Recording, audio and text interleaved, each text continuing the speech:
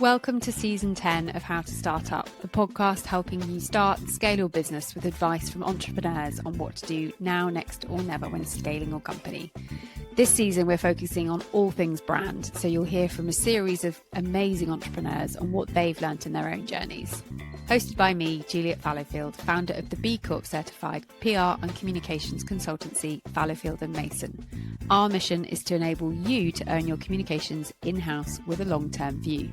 With 70% of respondents to a Forbes survey stating that they believe personal branding is important, it's clear that founders need to consider how they promote not just their business, but also themselves as individuals when starting a company. Eshita Kabra-Davies is the founder and CEO of By Rotation, the UK's first peer-to-peer fashion rental app. Eshita founded the platform in 2019 to challenge the notion that ownership was not the only way to consume and enjoy fashion. Since then, she's successfully built a very strong personal/professional profile internationally alongside her business. Keep listening to Eshita's advice on why to question what to put out there in terms of professional and personal self, and why it is important to consider the platform's context as well. Thanks for inviting me onto the series. I'm very honoured. It's an absolute pleasure. So we've got into more of a habit of doing season themes, and we've done sustainability, health and wellness, investment. This one's branding, the next one's productivity. And we'd love to chat to you about personal brand because you seem to do it so well with so much grace. Wondering how you can do it all. I think a lot of people who start a business want to just do the thing they're really good at. They don't want to do the sales. They don't want to put themselves out there. They want to just make jewelry, or they want to just make the skincare product. How important do you think personal brand is in a startup?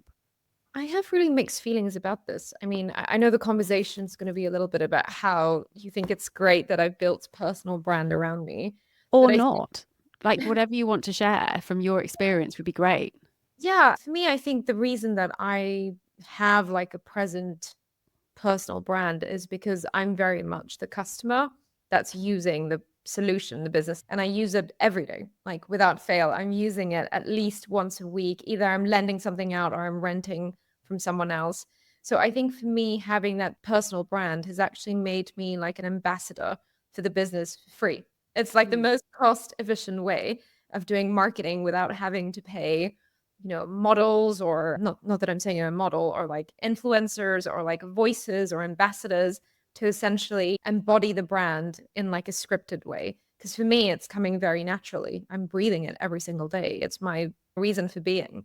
And did you start it because you found there was a gap in the market that you wanted to solve? Yeah, By Rotation is very much like a first world problem that I was having. And I was like, I wish there was a way to be able to share nice designer, high quality fashion with each other. And no, I don't want to buy it and own it forever. So I don't want to buy it firsthand. I don't want to buy it secondhand. I just want to borrow it for like a holiday. So like my honeymoon, that's the story. I came up with the idea of it for my honeymoon. You'd have this amazing borrowed wardrobe. Yes, exactly. Yeah. I didn't have it then. And that's why I look back at it and I was like, wow, if I were to go back on honeymoon part 2, I would have so many incredible options now. It's funny, actually, we are sending out a newsletter on Sunday about honeymoon rentals. So it kind of feels like full circle. It's so true, because when you have these special occasions in your life, you want to pack a good suitcase for it, and you want to know that you've got outfits that you feel great in. And you don't necessarily want to invest in those pieces every time. You want to be able to have that treat and that lift of wearing something that makes you feel wonderful, and then give it back. It's fantastic. I mean, years and years ago when Facebook launched and I was going to lots of weddings, I thought, can we have a Facebook album of photos of all the wedding hats? Because in England at the time, everyone was wearing hats and fascinations. None of us want to wear these more than once or twice. Can we all just swap around and share this Facebook album? And you've created that software to help people do that. Yeah. And also, like a lot of times within your friend circle, I mean, with hats, sure, like one size fits all, right? And they're adjustable. But, even within your friend circle, there are these situations where people are different sizes. So what if you wanted to borrow from a complete stranger whose style you admire? And I think that's where I was like, yeah, I want to create a community where people actually bond over their love for style and fashion and actually are very happy to share with each other, as opposed to, just being consumerist about it all. What we've created is very much the sisterhood of the traveling pants coming to life. But now it's a dress because people love renting dresses.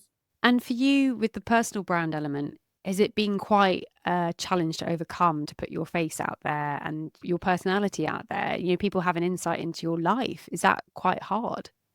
I think it does come to me naturally, but I think what I struggle with is the fact that this space, so like the social media space, and when you look at whether it's content creators or influencers or even, I guess, bosses like CEOs who have kind of a public profile, it's sort of expected that you have like a content plan, like a, you need to figure out your pillars and what exactly you're speaking about. And you need to make sure you're like creating content that's useful, shareable, Mm, debatable, and all of that strategic stuff. And I'm like, I don't really have time for that because I spent all of my brain power in building the business, which is by rotation, right? It's not my personal brand. So all of my incredible insights and strategy and planning, all of that mental power needs to go into the business. That is my priority. So I kind of struggle with the fact that when you have a personal brand, there's this expectation online that you have to build it in a very strategic way. And that's not my vibe at all. My vibe is very authentic. And you'll see, like, it'll range from things like going to work out in the morning and then not putting anything else up until maybe even the night and be like, oh, just went for like a dinner with a brand, that I'm friends with the founder or the PR and they've invited me. And it'll have nothing to do with what I did as the CEO that day. And I personally prefer that because where I come from, which is, well, firstly, it's a cultural thing. Asian culture is a bit more, I'd say we're a bit more reticent. We don't like to overshare too much. mm. And then my background, which is I used to work in finance, you would not be allowed to share photos of the trading floor of your desk because there's private stuff on there, right? And it's all, you can get into trouble, in fact, if there was some screenshots of something about a client that you're not meant to be sharing or a trade. So, if anything, I thought that when you're building your own private small business, one of the benefits is privacy. So, for me, I'm like, why would I build in public? The whole point of having my own company that's private and small at this point is that I get to build things quietly and quickly and test them out and experiment without the whole world watching because I don't need to share my results with them. I'm not a public company. I think with the rise of social media, so my career at luxury brands, I remember there was a really interesting time when Instagram was launching and the brand wanted the handle of the other person that had their handle. And Instagram said to them, it's like, right, well, it's Chanel. It's like, right, Chanel, if you're going to do it, if we're going to give this to you, you're going to have to start posting. And we had this entire HR policy come out about no one is bigger than the brand. You don't speak on behalf of the brand. And we knew this anyway, that there were very few people within the business that would speak on behalf of the brand. And it Yeah. kept the brand on brand. And I was totally happy with that. We were behind the camera. We were not influencers. We were potentially working with influencers, but it wasn't about us. And I was fine with that. And then now you look at how PR agencies and companies want their teams to be their biggest ambassadors. And it's quite a tall order. And when I was recruiting a team, I was like, there's absolutely no pressure to, but if you would like to share company content on your platform, I would encourage you to, but please don't worry if you don't want to. It's not up to me to tell you what to do on your own channels. But my team, looking at our company channel and then looking at mine, they sat me down at the beginning of the year. It's like, yeah, you're going to need to do more company content because at the moment, all you get is penguins because you've just come back from the Antarctic and your next travel plans. I was like, I don't care because that's me. I love traveling. Yes, I'll post work content, but I don't want to have to become a product of the business. It's not Yeah. what I'm doing it for. There's got to be other ways. And we see a lot of CEOs, particularly on LinkedIn, putting a voice to their roles now. And I used to be an in-house PR person. It's really risky because if they say something that goes viral and is not great, the firefighting you have to do is awful. Yes. No, no, it's so true. It seems like everyone is very vocal now, even when there's nothing that they are actually saying. And Yes. to me, I have to say it's a bit cringy. And I Mm, am quite, I suppose, discerning. Like I'm not just going to post on LinkedIn for the sake of posting because I need to build my audience. Because if I don't build it, then someone else will, or they'll forget about me, and I'll have that FOMO. mm. It's just not really how I operate. And I think there's now this sort of this push, right? I remember LinkedIn reached out to me in the early days and they're like, we would like for you to be a voice on LinkedIn, one of their creator programs. And I was like, okay, interesting. Tell me more. And there were all these sort of things that you had to do every week. You had to make a set amount of posts. They had to be educational. They had to encourage people to comment, debate, discuss. And I thought, okay, I mean, it's great, but it's just I'm really, really very, very busy. And I cannot put my energy on this because then I'm taking away energy from actually running the business. And I think that's where we as founders and CEOs really need to decide, how is this actually going to help the business? Is it helping the business or is it helping me and my personal profile? And if it's the latter, that's also fine. But I'm currently at a place where for me, everything that I'm doing needs to help the business. I'm still at that place and I'm still very much in love with the business. Yeah. And we meet a lot of clients. So in the day job that we teach people how to do their own communications, it's finding the time that they may have spare to do it. And if they don't have capacity, don't do it. And adding another hat to that wheelhouse of 30 different hats that you're wearing running a business, it's the last thing you want. So when my team, again, were putting pressures like turn the camera on, do more video content, people want to see your face. It's like, that's only ever going to be me. I can't delegate that to someone else. That's not sustainable for me. There's got to be other means of doing this. And I met someone recently who's a beautiful florist, cut flowers, sells to florists, doesn't do bouquets, doesn't do arrangements. She's like, oh, I need to do Instagram. I need to get reels sorted. And people tell me I need to do more to camera. I'm like, but why? And I kept saying, why? And she said, oh, but I got 3,000 views. It's like, were any of them florists? Are any of them buying from you? No. Walk around Exeter, meet 30 florists, and you're done. Like, don't worry. And people can get so distracted, I think, when they're starting out of got to build a website, got to get a logo, got to get, it's like, what is actually going to make you money to keep you alive for the next month to then do the next project? For you, how integral is your professional profile to the growth of your business? Because obviously you're pitching potentially for investors, new employees, board members, clients. Do you think there is a percentage of you that you have to give out as a founder, or can you completely protect it? Yeah, I think this is where like setting the boundaries for me has been really important, which is if you're, say, for example, you're an investor, right? If you've decided to follow me on a non-professional channel, such as Instagram, that's on you, right? I'm posting important work-related updates about my company on LinkedIn as my primary platform for where it's all things business. If you're going to start following me on Instagram, I'm sorry, but you're going to see me doing my yoga headstands or whatever. And that's that, that's me being honest and truthful about what are the things that I need to do to be me, right? So as long as I'm kind of showing up on the different platforms where people can communicate with me, they just need to kind of understand what my tone is going to be on each one of them. So on LinkedIn, for example, last week I posted twice. This week I posted once. Each time that I posted, that was something very specific that I was saying about my company, be that an update in performance, be that something that happened in the industry or when it comes to sustainable fashion. This week, it was about us, acquiring another rental platform. So it's a very, very specific and targeted. It's not, here's a photo of me at my desk. Oh, I started taking melatonin gummies because they help me sleep. Like, that's not relevant. And maybe this is just my training, working in a very corporate background and my culture, which is very Asian, but I do care a lot about boundaries for every single platform. So with LinkedIn, it needs to be professional. It needs to be specifically work-oriented. And yeah, the great thing about LinkedIn is that the reach is incredible, right? If someone likes your post, it goes to the entire network. But the bad thing about it as well is that if you're doing like a weird, cringy post, people will remember you as that person who is wasting their time during work hours writing those posts. So for me, I'm quite conscious of the fact that a lot of my ex-bosses do read my posts. There's so many impressions that you get on LinkedIn versus Instagram, I personally find. I agree, yeah. Yeah, and not all of them convert to likes or comments. So it must be people just reading and absorbing and thinking about it.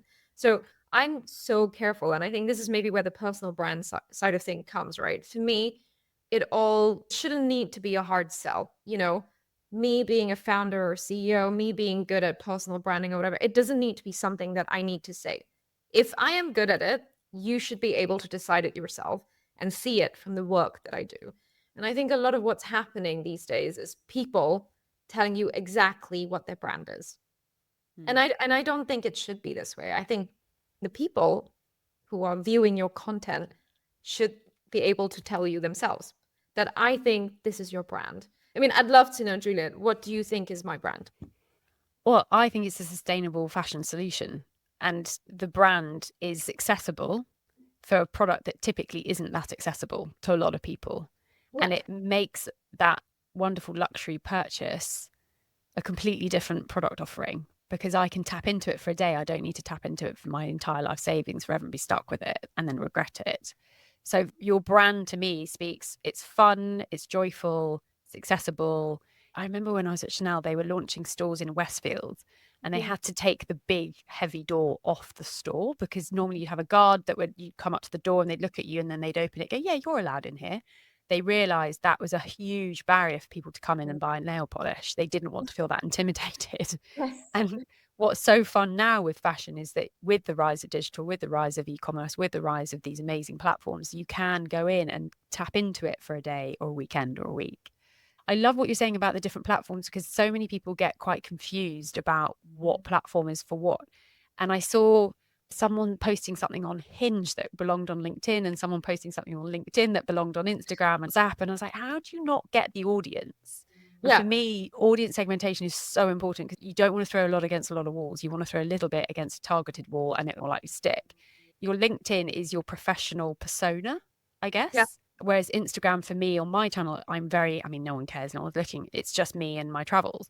But my work Instagram, I am like straight laced. This is purely professional. I mean, we've done a little bit of this month, the team are reading, or this month, the team have learned, because we are learning and growing and doing all sorts of fun stuff. But that is just on the line of how much I'm prepared to sort of sell out my team. I don't want them to feel like there's that pressure on social media, because as we know, it can bring on a lot of anxiety as well. It's the last Yeah. thing you need. Yeah, and I was feeling that a little bit. I never want to feel like, I don't want to feel like if I'm not feeding the monster, which is social media, that I will be forgotten. Because social media is not real life. So, No. and I think that's where I kind of struggle with the whole, how present do I need to be on social media for my personal brand as the founder and CEO. So that's why my identity is not just about being the founder and CEO of By Rotation when it comes to my personal brand. Like there's many different aspects to me, and I will always put my business first in my content. But there will be other things that are completely unrelated to the business when it comes to Instagram in particular. It's just so interesting where everything seems to be so strategic now. You want to be known for, I don't know, vegan cooking, because then you'll be the expert, and then people will find you when they search for that hashtag, vegan meals or whatever. I get it, but I think it's almost so strategic that you can't really trust these people anymore. And I think that's where probably I stand out. I like to think anyway. I don't have a large following, but my following it's pretty high caliber. It's quite established people within the industry. It's quite a lot of working professional women with high disposable incomes who, are basically my customers. And I'm actually very happy with the level of influence I have in a small group. I don't feel the pressure that I need to continue growing my audience. I feel like I'm at the right place and I've got the right eyeballs. And I think that level of security is something that a lot of people online lack. And I wish that more for them, because we're all just, feeding the algorithm and this monster. Completely. And I think where that pressure, it will never go away. No one's going to come up to you and pat you on the back and go, you've made it, you've got X many followers, you've succeeded. It's a constant drain, and no one publishes the bad stuff either. I think if we're probably a little bit more honest about the trials and tribulations of running businesses, and that's what's wonderful about podcasting, is people are quite humble about it and they share a lot more of the heartache and the angst that goes in it. And podcasting seems to be that sort of therapy platform if we're differentiating between them. And where people have that pressure, they think they have to do all things, where actually just take that one thing off the to-do list and do what you're comfortable with, especially if you're trying to scale a company to sell eventually, because it's not always going to be about you if you then exit. And if it is, it's harder to convince someone that you can exit.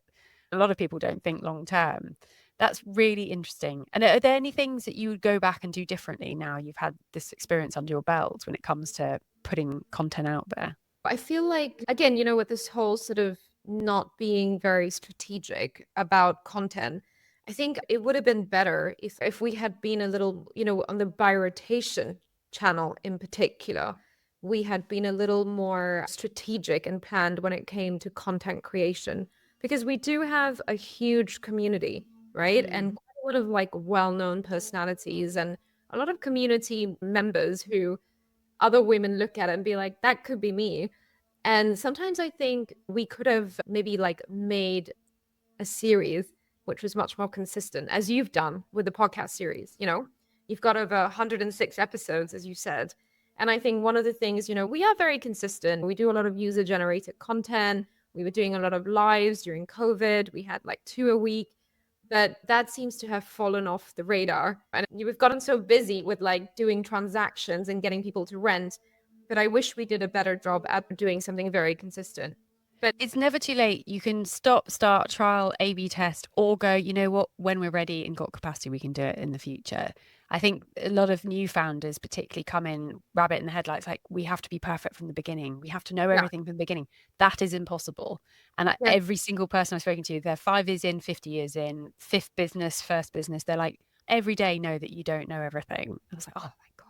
Because when you're Chanel trained, you're damn sure that you're 150% perfect on everything. I came into it with that expectation, and my team are like, we like working to a really high standard, but I've had to bring it down to the 100% is more than good enough. That's what we want to deliver. We won't let anything out the door unless we've had 3 eyes on it, but we have our service level. But I mean, I'm going off topic here, but I think that feeds into the business's brand of our quality of output. But that founder piece where you're looking at your persona, I think maybe I've mistitled this episode because we talked about personal brand, but it's your professional persona as a founder that we're talking about, really. And that boundary level of how far do you sell your soul for the business? And people need to know that confidence of your social media output, or you're pitching to investors. You've got these different dialogues that you've got to manage and own and know what to say and how to say it, both published online, in a room with other people. It all feeds into your personal brand. So something that we love to do with our guests is have a question from the previous guests for you in terms of their startup journey. And it was the founding team of Collagery, so Serena and Lucinda. And they're like, oh God, this is a really important question. We really want to think about it. It's like, would it help if I told you who it's going to? And they're like, oh yeah. And I haven't done that before. But Serena, straight off the bat, she's like, how the hell does she do it all? I mean, that woman, she does so much. And it was really interesting because we're talking about how much people are putting content out there. Everyone has an impression of you externally, and her impression of you is that you do so much. How do you do it? Or does she not sleep, was her question.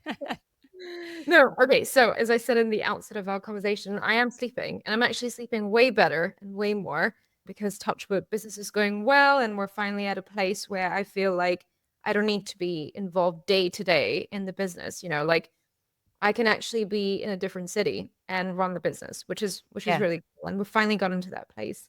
Because that is huge. Thank you. You built Rome.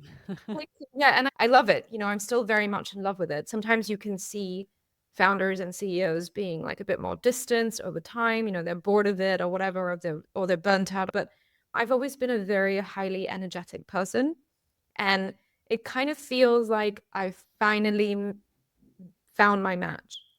I just feel I used to work in very high pressure environments, either with very long hours or very strange hours. Like my previous job on the trading floor, I had to be at my desk by 6:45 a.m. all the way until 6. And you could head out to pick up lunch, but you can't eat lunch somewhere else. You have to eat it at your desk because the market is open and you're trading. So for me, I feel like I've done all these intense jobs and I still felt like something was missing. But whereas with by rotation, I feel like despite the crazy hours and breathing it every single day, even on the weekends, and basically using every opportunity to pitch and talk about the business and get people to use the app or download it or invest in it, I still love it. So I just feel like I finally found my calling. And I think that doesn't feel like work to me. It doesn't feel too much. Yeah. Some days are too much. And Serena and I are actually good friends. And she's actually on my close friend story on Instagram, which is also amazing because I feel like I finally have a safe space where I can confide in a few people who are my friends from before by rotation, or my family, or people in the industry that I trust. And it's kind of nice to just have that sounding board or people to empathize with me. Yeah. So I'm actually really grumpy outside work, but for work, I just love it so much that you can't see it. Yeah. And you're right when it say sometimes it doesn't feel like work and you get the ups and the downs and my God, it's a roller coaster. A lot of the conversations actually that I've had on branding have landed on purpose. People are like, I need to do this. I'm solving a problem that I had, but I'm now solving it for a community of people that I really care about. Irrespective of revenue, this has to happen. And that passion and that purpose, it keeps you going. It is your lifeblood and it fuels you. But yeah, when you come across, you look like this graceful swan doing so much with dignity and you're like tick, tick, tick, tick, tick. And the company's going from strength to strength. It's lovely to see that success. But yeah, she's like, oh God, if it's her, just ask her how she gets it all done. It's great. She's very kind, but I don't have kids either. I think that's another part of it. And maybe I haven't been through that yet because I think that's very, very difficult. So that's another thing I always tell myself for the phase of life that I am in, I need to do as much as possible so I don't have any regrets. Yeah. So Serena does a lot though. Yeah. I mean, she can talk, right? Yeah. And would you have a question for our next guest? Anything about starting a business or scaling a business? Anything that you've come up and gone, oh, I'd quite like to ask someone that? When you first founded the business, was your why the same as what it is today? And if it's different, how has it changed? And why do you think that is? Perfect. I love this because in 106 of these, no one's ever come up with the same thing. It's brilliant. That's great. Yeah. Because everyone's like, there's a lot going on in your head the whole time about your business. And you're in the weeds, you're on top of the weeds, and you're looking at the weeds and you're evaluating the weeds. And then you're like, I've got lots of questions, hence do a podcast about them all. Yeah. No, but I think that's like, I'd love to know that. And I think it's probably applicable to any founder, to be honest, because along the journey, you realize so many things about this business idea you had and about yourself. And your priorities change and your phase in life it changes as well. Like for me, I founded it because, sorry, I'm answering the question myself. No, I'd love to know. But I founded the company, I came up with the idea for my own, I just wanted to wear nice clothes and not pay crazy prices, right? That was the reason. And then along the way, I realized that actually this is solving a huge problem in the world, which is waste. Yeah. And then now, for me, it's like, it's all about connection because people forgot that fashion is about self-expression and the fact that you can actually make new friends because of your love for style. So it sort of changes over time. I've got women paying for their IVF journeys from how much money they're making on the app. It's so much more than dresses and clothes and designer brands. It's grown and grown. I feel like it's brought a lot of emotional maturity to me as well as the founder of this. I've seen it become so much more than just these materialistic things and so much more than just a solution for me and my friends. Yeah.